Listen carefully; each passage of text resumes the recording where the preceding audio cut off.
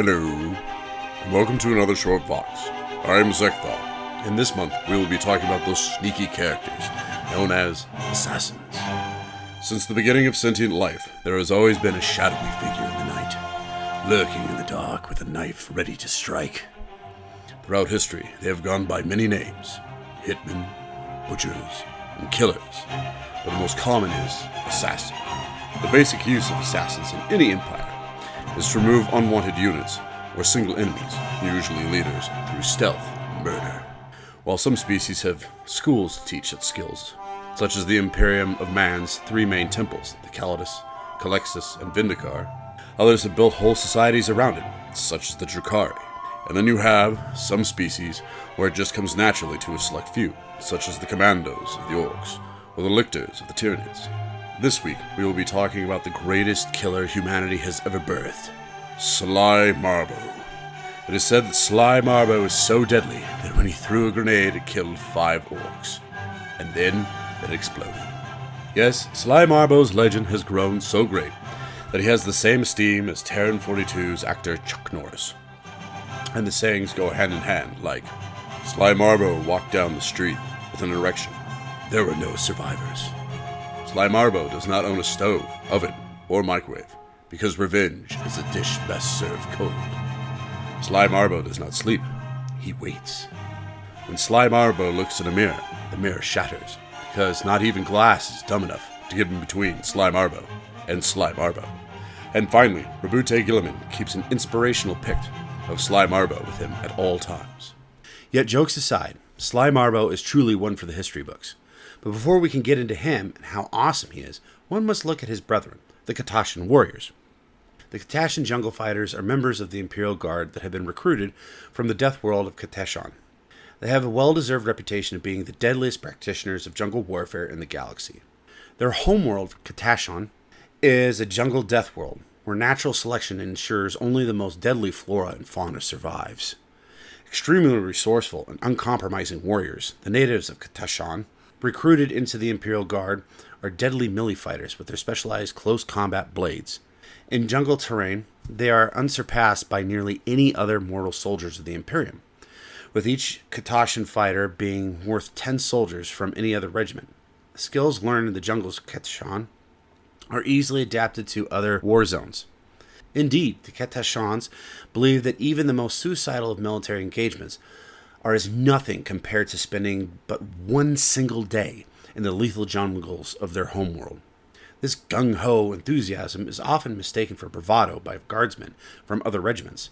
The fact remains, however, that the Katashan jungle fighters are the most uncomplaining, determined, and valorous soldiers of the Astra Militarum, whether assigned to basic garrison duties or a hopeless assault upon impregnable fortresses. Now you may ask, how does Marbo differ from such an elite fighting force? Well, I'll tell you. Sly Marbo sometimes is called the one-man army.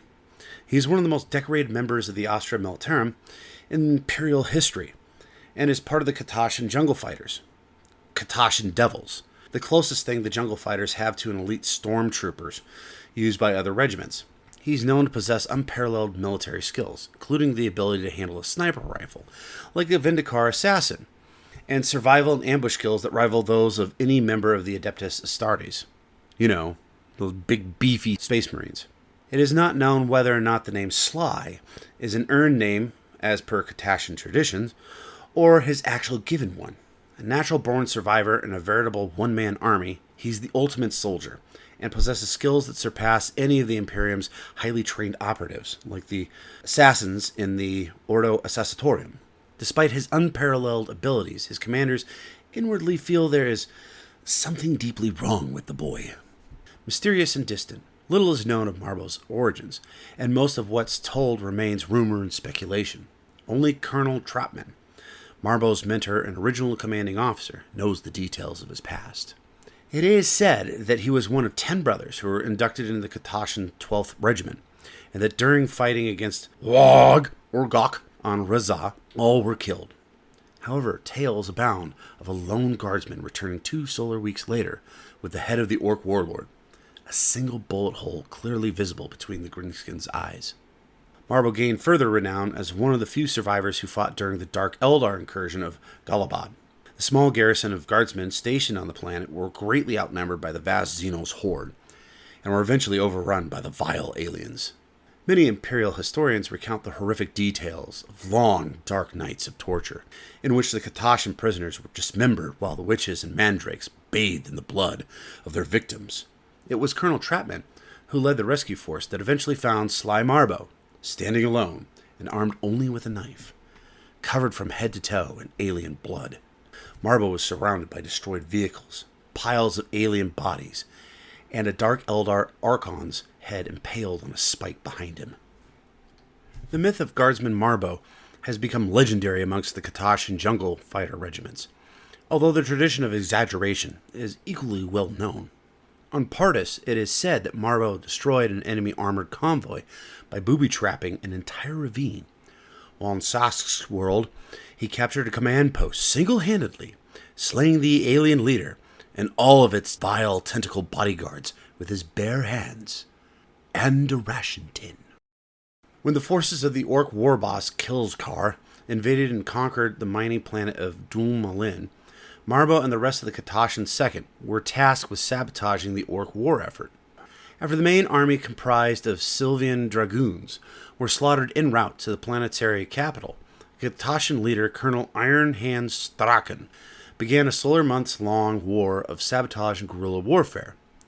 But you folks remember that when we covered Snickrot, right? Marbo himself was handpicked by the colonel to infiltrate a group of deranged cultists, survivors of the Orc assault, who had begun to worship them as gods. Marbo slaughtered any in his path and learned of the enemy's plans, which opened up a way for the Katashan assault. In battle against the Orcs, Marbo would often appear out of nowhere, slaying the greenskins at the most critical of moments. Gun emplacements, warriors, and Orc leaders all were killed before they could even fully react. When Zeckthar was finally defeated by Strachan in personal combat, it was Marbo who carried the colonel's broken body from the field of battle.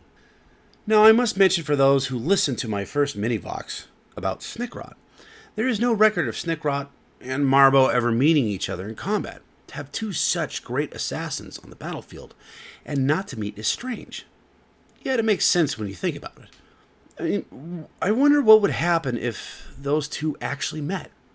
My money is on Snickrot if they were to come face to face with no weapons. But you had a blade in there. I think you got something that's a little bit more interesting. Regardless, in the Third War of Armageddon, Sly Marbo once more waged his one-man war against the Orcs. Yet again, he never met up with Snickrot. Another unusual thing. But I digress.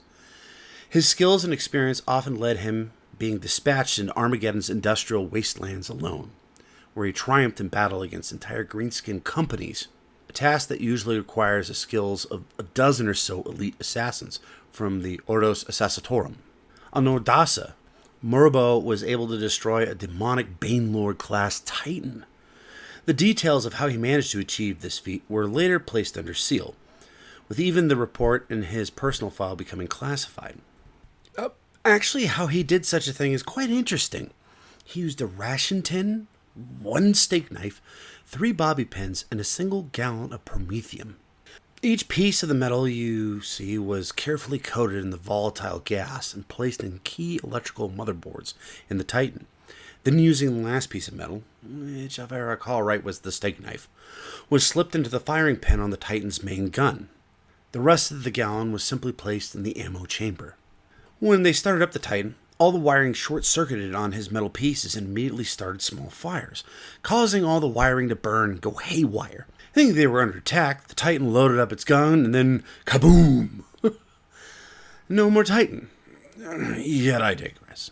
During the Black Crusade in 999.M41, entire Chaos encampments were discovered empty, their inhabitants slaughtered by headshots, fired by an unseen assailant and well-placed explosives. The remainder having fled in utter fear for their lives. The discovery of the corpses of the heretic Astartes added to what was becoming a mystery for the Imperial forces. While on the ground, increasingly fearful local guardsmen began to flood the Astra Militarum Service newspaper, the regimental standard, with reports of other strange events and unexplained sightings. When the regimental standard staff investigated the reports, they at first believed that it might be the work of some loyalist space marines who were covertly operating in the area. Following a classified investigation, however, it was revealed that this had actually been done by the work of none other than Sly Marbo. However, all reports and records of his actions were soon placed under seal by the order of the Katashan High Command. If half the stories about Marbo's exploits were true, then he would have a collection of medals that would rival an Imperial War Master, though he's known to have been awarded the Star of Terra, the highest Imperial award for valor, multiple times for his legendary exploits. Whatever the truth, it is without doubt that Marbo is a man who has been through hell and back too many times to remain completely sane. The blood and death he has witnessed have warped Marbo to a point where he can only function with a blade in his hand. His eyes are empty when he isn't stalking the foe, and his actions lackluster, unless he's carving his name to an enemy's chest. Between missions, Marbo never shows any emotions, other than a mix of sadness and brooding, appearing like a hulking machine running on low power, saving his energy for the fight to come. Marbo is a loner who sticks to the darkness at all times, even when he's receiving orders at friendly outposts. Few have seen his face, and none have heard him speak. He is utterly silent, and acknowledges orders with but a slight nod before vanishing once more to hunt the enemy. His fellow jungle fighters compare him to a small orc in size, his sheer bulk almost inhuman, his eyes cold and distant, until he is on the hunt. Then they turn into a raptor gaze, tracking his next kill. He is the apex predator in an environment while on the prowl, his eyes flashing in all directions for victims of his blades, his ears perked for ambush, even his skin sensing the air as he pads silently through the dark terrain. As a man who always works alone, Sly Marbo only uses what he can carry with him. Marbo travels relatively light, as he is incredibly adept at using the entire battlefield as a lethal weapon. Marbo doesn't rely on the relics and gadgets of the dark age of technology to get the job done, as he's eliminated targets without number with just his Ripper pistol and Venom blade in his bare hands. Marbo is a patient hunter. He waits in ambush until his quarry is in sight before killing it with contemptuous ease. He is a master at blending into his surroundings and covering any trace of his whereabouts so that the enemy has no idea from where the attack is coming. Having slit the throats of his foes, he melts back into the shadows and stealthily moves to another vantage point. In this way, he throws the enemy army into utter disarray as they frantically try to locate the killer in their midst. In most cases, Marbo's actions are not even initially noticed. That is until entire patrols go missing, supply depots are destroyed, and command bunkers are discovered filled with corpses. In battle, it is said that fighting Marbo is like fighting a shadow. Enemy commanders have sworn that such attacks cannot be the result of a single man, and that an entire army must have ambushed them. His skills are such that it is said during the Octavius War, Marbo hunted tyrannid lictors for sport. If this is true, Marbo gives no sign. He simply stares vacantly into space until given his next assignment by his superiors. Marbo's fellow jungle fighters are well aware of his superlative skills at stealth and ambush, and know that if Sly Marbo does not want to be seen or heard, he will not be. Sometimes not even by those who know he's around. Many Katashan jungle fighters hold Sly Marbo in very high regard as an exemplar of what it means to be Katashan. At times, Marbo will track a group of jungle fighters and aid them at critical junctures. Having the legendary Sly Marbo watching their backs is considered an honor by those he chooses to follow. Now, you may ask, where is Marbo these days? Why, doing what he does best, of course. Killing the enemy and remaining unseen, even by the wary eye of this chronicler. I hope you like this small look at the Imperium's greatest killer. But next week, we will be getting away from humanity and discussing a killer who has no peer. I speak of the vile mandrake, Kerdrak, the Decapitator. If you enjoyed this tale, please subscribe, follow, comment, and like. And as always, until next time, this is Zeckthar, signing off.